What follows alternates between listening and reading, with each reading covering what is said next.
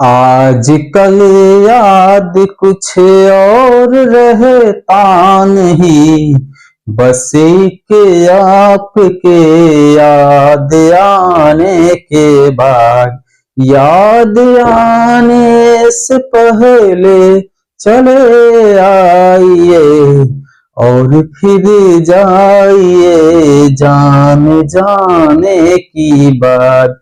याद वो आए चाहे नहीं आए, लेकिन यह प्रश्न आपको याद करके जाना है बोर्ड एग्जाम में, क्योंकि निश्चित रूप से आपके 2023 बोर्ड एग्जाम में यह प्रश्न आने वाले हैं। जो भी 10th के विद्यार्थी इस वीडियो को देख रहे हैं तो निश्चित इस वीडियो को शुरू से अंत तक देखें।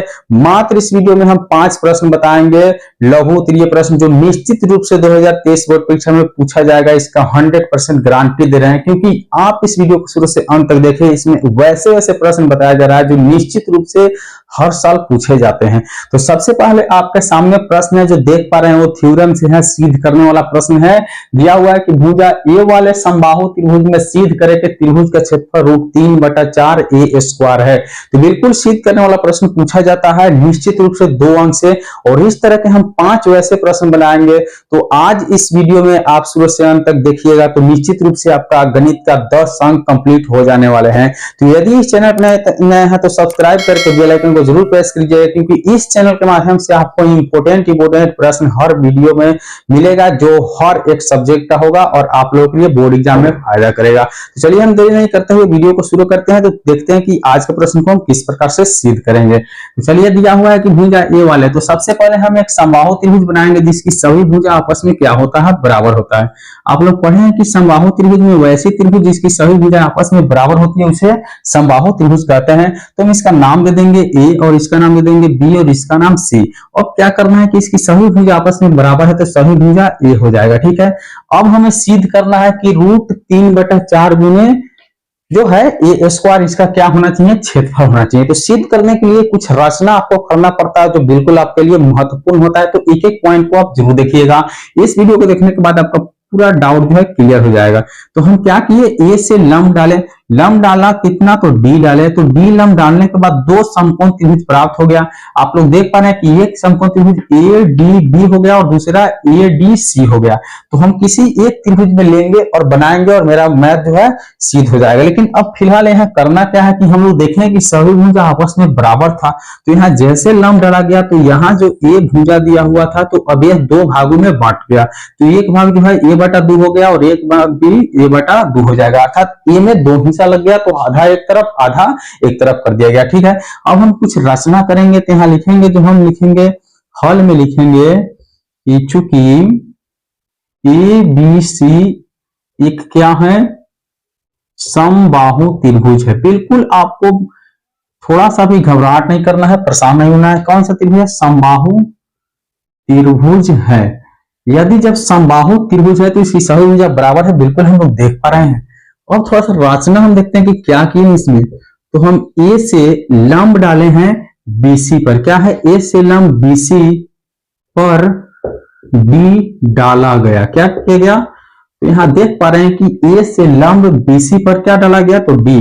अब हमारा जो लंब डाला गया वह हमारे त्रिभुज के क्या हो गया, ऊंचाई हो गया। तो हम किसी एक त्रिभुज में लेकर चलते हैं, तो ए डी बी में लेकर चलते हैं या ए डी सी में लेकर चलते हैं, कोई एक त्रिभुज में। तो लिखेंगे इसलिए त्रिभुज ए डी सी में, ए डी सी में।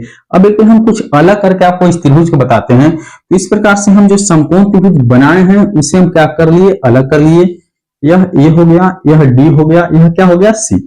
अब यहां वाला जो मान है आप देख पा रहे हैं कि a/2 है, ये वाला मान है a/2, यहां जो मान है वो a है।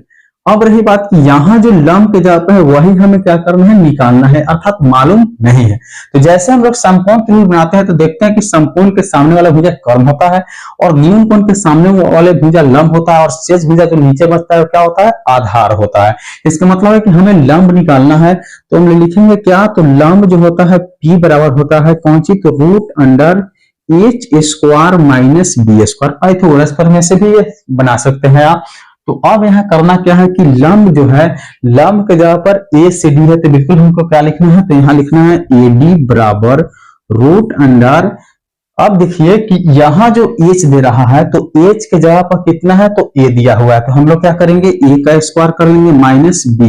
बी का मतलब हुआ बेस यानी आधार के जगह पर ए बटा 2 है जो आप लोग यहाँ देख पा रहे हैं, तो ए बटा 2 का क्या कर लेंगे स्क्वायर, ठीक है, बराबर रूट अंडर ए का स्क्वायर ए माइनस ए का स्क्वायर ए हो जाएगा और 2 का स्क्वायर 4। अब इसके बटा में 1 मानना है, अब क्या करना है बटा का जोड़, 1 और 4 का एलसीएम 4 आएगा, तो 1 के टेबल में 4 4 बार में, तो 4 से में गुना करेंगे तो 4 ए स्क्वायर माइनस 4 एकम 4 तो ए स्क्वायर एकम ए स्क्वायर। अब यहाँ क्या करना है तो 4 में से वो घटाएंगे तो कितना बच जाएगा, तो रूट में 3 और बटा में कितना हो जाएगा, तो बटा में आप लोग बिल्कुल देख पा रहे हैं 4 हो जाएगा और ए स्क्वायर, ठीक है।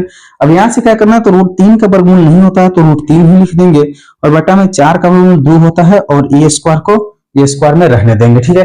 अब यहाँ क्या करना है कि जैसे हम यहाँ से ऊंचाई निकाल लिए, ऊंचाई हमारा निकल गया, तो अब हम क्या करेंगे तो ऊंचाई जैसे निकला तो हम यहाँ निश्चित रूप से लिखेंगे कि त्रिभुज ए बी सी का क्षेत्रफल लिखेंगे, तो त्रिभुज ए बी सी का क्षेत्रफल, तो ए बी सी का क्षेत्रफल क्या होता है तो 1 बटा 2 गुने आधार गुने ऊंचाई, ठीक है। अब यहाँ 1 बटा 2 गुने आधार का मान कितना है, तो अब देख लेंगे कि आधार ए बटा 2 है, लेकिन अब हम किस में आएंगे तो बड़ा वाला ए बी सी में, तो इसके लिए आधार क्या है तो ए है। अब गुने क्या कर लेंगे, ऊंचाई का मान कितना है रूट 3 बटा 2, रूट 3 बटा 2 और यहाँ क्या है ए, ठीक है, क्योंकि ये स्क्वायर इससे बाहर हुआ है तो रूट से बाहर निकला है तो स्क्वायर घटा है। अब यहाँ देख लीजिए कि अब आप लोग देखिए कि 1 से रूट 3 में गुना करेंगे तो रूट 3 हो जाएगा और ए से में गुना करेंगे तो ए स्क्वायर और बटा में 2 गुने कितना हो जाएगा 4। अब बिल्कुल देख पा रहे हैं कि हम लोग को जो सिद्ध करना था रूट 3 बटा 4 गुने भुजा स्क्वायर यहाँ आ गया, तो यहाँ लिख देंगे प्रूव्ड। तो आप लोग बिल्कुल देखिए कि इस वीडियो में हम लोग सिद्ध कर दिए कि समबाहु त्रिभुज का क्षेत्रफल कितना होता है तो रूट 3 बटा 4 गुने भुजा स्क्वायर। अब हम नेक्स्ट प्रश्न देखते हैं, बिल्कुल धीरे धीरे समझेंगे क्योंकि समझ में आया तो दिल में वरना दिमाग में भी नहीं। तो चलिए नेक्स्ट प्रश्न की ओर बढ़ते हैं। तो नेक्स्ट प्रश्न आप लोग देख पा रहे हैं कि दिया हुआ है कि एक अर्धवृत्ताकार खेत की परिमिति निकालो यदि इसका व्यास 24 सेंटीमीटर है। आपको वृत्त नहीं पूछा जा रहा है, अर्धवृत्त पूछा जा रहा है और उसका परिमाप निकालना है। तो बिल्कुल आपको व्यास दिया हुआ है तो आपको परिमाप निकालने के लिए रेडियस त्रिज्या निकालिएगा, उसके बाद आप परिमाप की फॉर्मूला लगाकर निकाल सकते हैं। यदि आप फॉर्मूला नहीं भी जानते तो बिल्कुल इस वीडियो में हम आपको ऐसे बताएंगे, तो आप एक वीडियो देखने के बाद निश्चित रूप से इस तरह के बहुत अनेक जो प्रश्न आएंगे उसे आप बना सकते हैं। तो देखिए सबसे पहले हल करते समय क्या लिखना है, तो दिया हुआ है कि व्यास, तो सब किसी को पता हो, यदि पता नहीं हो तो देख लीजिए कि व्यास हम लोग क्या बोलते हैं डी बोलते हैं और डी का मान कितना दिया हुआ है 24 सेंटीमीटर दिया हुआ है। थोड़ा सा हम एक फिगर बनाकर समझेंगे अर्धवृत्ताकार का, ठीक है। तो सबसे पहले देख रहे हैं बिल्कुल वृत्त हो गया और वृत्त में जो होता है बीच में केंद्र होता है और केंद्र से परिधि तक की दूरी को हम लोग त्रिज्या बोलते हैं, लेकिन वही यदि आर पर मिला दिया जाए तो क्या हो जाता है तो बिल्कुल व्यास हो जाता है और बीच में क्या होता है केंद्र होता है। तो अब हम लोग देख पा रहे हैं कि यही जो व्यास है कितना दिया हुआ है तो 24 सेंटीमीटर दिया है और यह क्या अर्धवृत्त है, अर्थात एक पार्ट इसमें नहीं है तो एक पार्ट को बिल्कुल हम क्या किए हटा दिए, ठीक है। अब इस प्रकार का जो अर्धवृत्ताकार है इसे हमें क्या करना है, इसकी परिमाप कितना है वही बताना है, ठीक है। तो व्यास दिया हुआ है डी, तो सबसे पहले हम त्रिज्या आर निकालेंगे। तो त्रिज्या आर किस प्रकार से निकालेंगे, तो देखिए कि त्रिज्या निकालने के लिए फॉर्मूला आता है कि व्यास बटा 2 अर्थात d/2 होता है। तो d का वैल्यू 24 है, बटा का 2 करेंगे तो 12 बार में कटेगा, इसके मतलब क्या हो जाएगा 12 सेंटीमीटर जो हो जाएगा आपका रेडियस, अर्थात त्रिज्या का मान कितना आ गया 12 सेंटीमीटर। अब क्लियर हम लोग करेंगे कि जैसे हम लोग का त्रिज्या 12 सेंटीमीटर प्राप्त हो गया तो अब हमें क्या निकालना है तो परिमिति निकालना है। क्या निकालना, परिमिति पूछा जाए या परिमाप पूछा जाए या परिधि पूछा जाए, तीनों एक ही होता है, ठीक है। तो अब हमें आप फॉर्मूला लगाएंगे, लिखेंगे चूंकि अर्धवृत्ताकार खेत की परिमिति, तो अर्धवृत्ताकार खेत की परिमिति क्या होता है, परिमाप क्या होता है अर्धवृत्त का, तो आपको बता दे तो पाई आर प्लस डी होता है। आप यह लिखने के भूल मत कीजिएगा क्योंकि जो होता है आपको वृत्त का क्षेत्रफल जो होता है पाई आर स्क्वायर होता है, वृत्त का परिधि क्या होता है 2 पाई आर होता है। तो बहुत सारे बच्चे होते हैं कि सोचते हैं कि आधा वृत्त है तो इसे हम आधा कर देते हैं और 1/2 करके 2 से कटा के अर्थात पाई आर लिखते हैं। तो बिल्कुल इस नियम से बनाइए, इस फॉर्मूला से, तो आपका मैथ गलत हो जाएगा। आपको अर्धवृत्तकार के परिधि के लिए यह फॉर्मूला लगाना पड़ेगा, पाई आर प्लस डी लगाना होगा, ठीक है। तो चलिए हम देखते हैं किस प्रकार से निकलेगा। तो पाई का वैल्यू सबको पता है कि 22/7 होता है। वही त्रिज्या रेडियस हम लोग को कितना निकला है, तो 12 निकला है, और जोड़ देंगे कितना, तो डी के मान 24, ठीक है। अब हम लोग देखिए कि यहाँ गुना करते हैं, तो 22 से 12 में बिल्कुल गुना कर लेंगे, कितना आ रहा है क्योंकि कटने वाला है नहीं। तो देखिए 12 दूनी 24 के 4 हाथ के 2 लगा, 12 दूनी 24 2 26 यानी 264 हो जाएगा। और प्लस में कितना, बट्टा में 7 है और प्लस में 24 है, ठीक है। अब यहाँ क्या करना है कि 7 से इसमें भागा देकर ऐसे ऐड कर देंगे, बिल्कुल आपका आंसर सही आ जाएगा, ठीक है। तो देखिए हम 264 लिखे हैं और भागा देते हैं 7 से, तो क्या करना होगा, 7 तिरका 21 5 4। अब क्या करेंगे, तो 7 सते 49 5 दशमलव देखो 0 7 सते 49, यानी क्लियर है कि आपको यहां तक छोड़ दीजिए या दशमलव में लेकर इसे ऐड कर दीजिए तो दोनों आंसर हो जाएगा। फिलहाल हम यहीं पे छोड़ते हैं और यह आपका सेंटीमीटर स्क्वायर में क्या हो जाएगा, इसका परिधि हो गया। आप चाहिए तो इसे क्या कर सकते हैं, बटा का जोड़ बनाकर अब बना सकते हैं, या इतना पर छोड़ सकते हैं, फिर भी आंसर हो जाएगा। या हम जिस तरह से 37 कितना कटाए हैं 7, तो आप इस तरह से भी लिख सकते हैं कि 37.7 और जोड़ दीजिएगा 24, तो आप यहां भी लिख सकते हैं कि 4 7 11 का 1 3 2 5 1 6/7, इतना भी आप लिख सकते हैं। बिल्कुल आपका आंसर गलत नहीं होगा, या यहां तक भी छोड़ दीजिएगा तभी भी आंसर सही होगा। लेकिन आपको बिल्कुल याद रखना है कि अर्धवृत्ताकार का परिमिति पूछे तो पाई आर प्लस डी ही फॉर्मूला लगाइएगा, तभी आपका मैथ सही होगा, अन्यथा बिल्कुल गलत हो जाएगा। चलिए हम नेक्स्ट प्रश्न को हल करेंगे। वीडियो को लगातार बने रहिएगा, यह वीडियो मात्र आपको 10 से 15 मिनट का होगा। बिल्कुल इस प्रश्न को देखने के बाद आपका 10 नंबर कंप्लीट हो जाने वाला है। तो आप लोग देख पा रहे हैं कि अगला जो प्रश्न है दिया हुआ है, द्विघात बहुपद का फॉर्मूला लगाकर निकालने वाला जो है, बिल्कुल आपका द्विघात बहुपद का मैथ है। दिया हुआ है कि द्विघात बहुपद z² माइनस 2z माइनस 8 के शून्यक निकालो।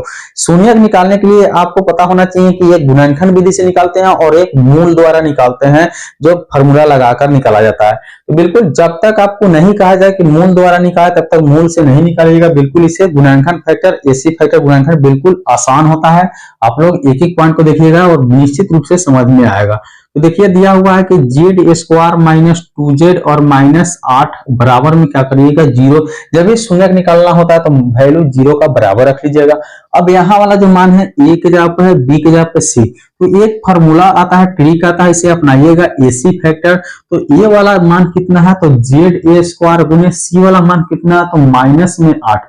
अब क्या करना है, गुना करना है, तो प्लस वाले से माइनस में गुना करेंगे, माइनस में 8z² हो जाए, ठीक है।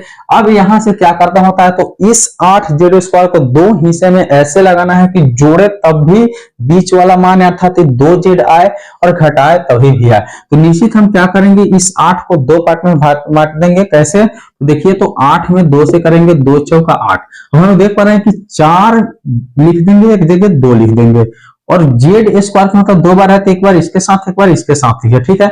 अब देखिए हमारा देखेंगे कि 4 में 2 से गुना करेंगे तो 8 हो जाएगा, और z में z से गुना करेंगे z²। रहा बात अब माइनस में कैसे आएगा, तो जो बड़ा संख्या उसे माइनस कर लेंगे, जो छोटा संख्या उसे प्लस कर लेंगे। इसका कारण क्या है, क्योंकि हम लोग देख पा रहे हैं कि माइनस से प्लस में गुना करेंगे तो माइनस हो जाएगा, और 4 दूनी 8 और z से z में z², ठीक है। अब यहाँ रहा बात कि हमें माइनस 2z आएगा कि नहीं आएगा, तो 4z में 2z को घटा लेंगे तो माइनस में 2z निश्चित रूप से आ जाएगा। इसका मतलब है कि आपका एसी फैक्टर जो है बिल्कुल सही है, आपका मैथ गलत नहीं होने वाला है। तो यहां लिखेंगे कि z² माइनस 2z के बदले में 2z लिखने की गलती नहीं कीजिएगा। इसके बदले में अब हमें लिखना होगा यह दोनों 4z प्लस 2z और माइनस 8 बराबर 0। अब इस दोनों को एक साथ और इस दोनों को एक साथ रखना है, ठीक है। यहाँ z है, यहाँ z है, तो z को बाहर कर देना है। अब z² का मतलब है कि z 2 बार है तो एक z यहाँ छोड़ देंगे, प्लस माइनस माइनस, z से z कटा कितना बता 4 बच गया। कोष्ठ को बंद कर लेंगे, अब इसे भी बंद कर लेंगे। यहाँ प्लस है तो प्लस को देना है। अब देखिए कि यहाँ z है तो यहाँ z नहीं है, यहाँ 2 है तो 2 के टेबल में 8 है, इसमें मतलब 2 को बाहर निकालना है, कॉमन निकालना है। तो 2 से 2 कट गया तो कितना बचा, z बचा, प्लस माइनस माइनस, और 2 चौका खत्म जाएगा 8। यदि आपका AC फैक्टर सही है और आप सही कॉमन निकाले हैं तो बिल्कुल जो ब्रैकेट का मान होगा दोनों एक ही बराबर होगा, तो समझिए कि आपका गुणनखंड सही बन रहा है। ठीक है, अब यहाँ क्या करना है कि Z -4 को एक जगह कॉमन कर लेना है, यहाँ वाला और यहाँ वाला, तो बचा Z+2, तो लिख देंगे Z+2। ठीक है, और बराबर में 0। अब दो पार्ट करने के बाद क्या करना है कि Z-4 बराबर 0 और Z+2 बराबर 0। तो जैसे Z को फ्री करेंगे तो माइनस वाला दाहिने जाएगा तो प्लस में 4 हो जाएगा। उसके बाद में क्या करना है कि फिर Z को फ्री करेंगे तो प्लस वाला दाहिने जाएगा तो माइनस में 2। इसका मतलब है कि आपका जो दो शून्यक हो गया, कितना हो गया, तो अतः लिख दीजिएगा कि शून्यक Z बराबर 4, -2। यही क्या हो गया, बिल्कुल आंसर आपका सही हो गया। तो चलिए आज की वीडियो में इतना ही, मिलेंगे अगले वीडियो में और बाकी जो प्रश्न है नेक्स्ट वीडियो में हम लोग हल करेंगे। तो आप चैनल पे नए हैं तो सब्सक्राइब करके बेल आइकन को जरूर प्रेस कर लीजिएगा। वीडियो को अंत तक देखिए, इसके लिए धन्यवाद। चलिए मिलते हैं अगले वीडियो में, तब तक के लिए बाय।